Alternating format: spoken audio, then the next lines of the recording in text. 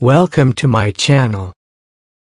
Here is the broken SATA port that I removed up with their desoldering station. So let's get started on how to fix it.